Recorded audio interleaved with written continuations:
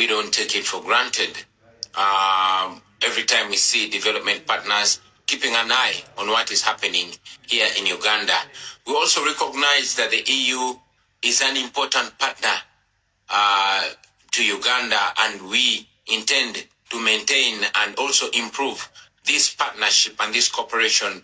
We would also love to see this relationship happening between the people of Uganda and the European Union, not just General Museveni's illegitimate military regime. I'm still on the run. I'm still in hiding because of the continuing threats on my life since what happened on the 16th of January when my house was, my compound was raided and I fled my house.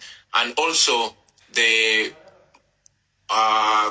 following raid that happened on the 23rd of January, where my wife was assaulted and my family members were assaulted, and the military took over my home, which the military still occupies to the present day. My home is surrounded and the military is in charge of it now. What happened on the 15th of January and the preceding days was not an election. It was a military operation, and I'm very glad that it was clearly stated during the debate in the European Union Parliament. This violence started much earlier. It started on nomination day, and it went through the campaign trail.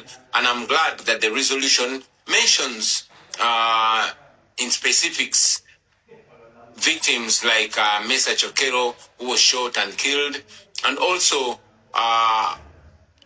General Muhoozi Kainerugaba, who is the military chief and the son of General Museveni, came out on Twitter and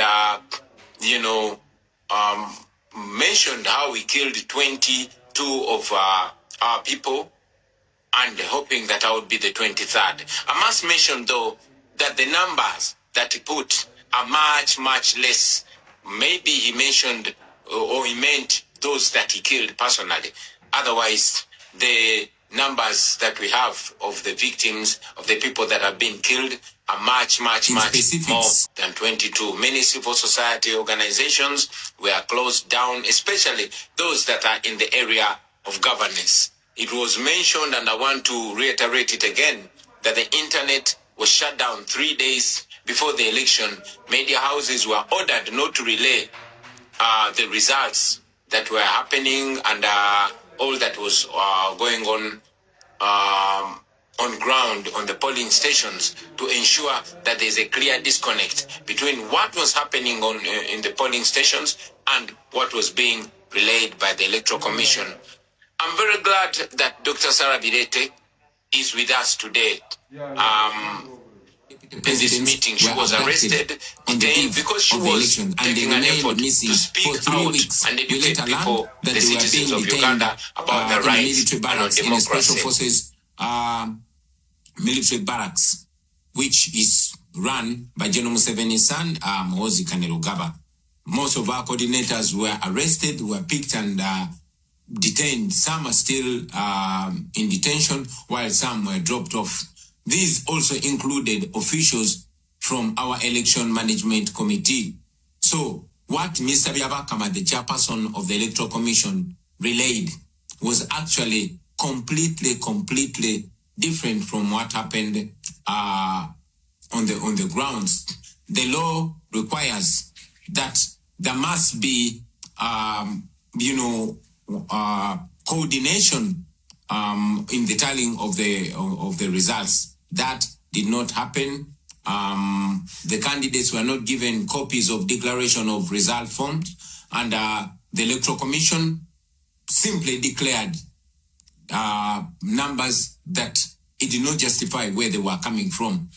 As we speak, we are still demanding that the Electoral Commission uploads the declaration forms so that the nation can be able to follow in transparency, so we can be able to compare the evidence that we have, the declaration of result forms that we have, to what was paraded by the Electoral Commission. But up to now, they have not uploaded the results on the internet like it's supposed to be. Somebody may ask, why then didn't we go to court? But we've mentioned it again that institutions in Uganda have all been destroyed, including the judiciary. The manner of appointment of the Chief Justice recently is evidence to that. The Chief Justice was sworn in General Museveni's farm. So that and many other reasons cause us not to have, trust in the judiciary in Uganda. And many times, the regime, General Museveni or his son, have actually been guiding publicly and sometimes privately, determining how the judiciary does its work. So we found no redress whatsoever in the Ugandan judiciary, and that's why we did not go to court. We have presented some asks, which I want to reiterate here. We've asked for targeted sanctions that target particular individuals and regime officials that have, excelled in gross human rights violations. We believe that will curb their appetite in abusing, human rights, in undermining democracy, and to ensure that there's accountability for their crimes against humanity. Because I know we have other speakers on the platform, I want to appreciate you for the opportunity and to further call for more interest and for more attention to the people of Uganda. We really appreciate the attention, but we still request the international community to keep an eye on Uganda, to keep an eye on what is going on here in our country. I thank you for God and my country.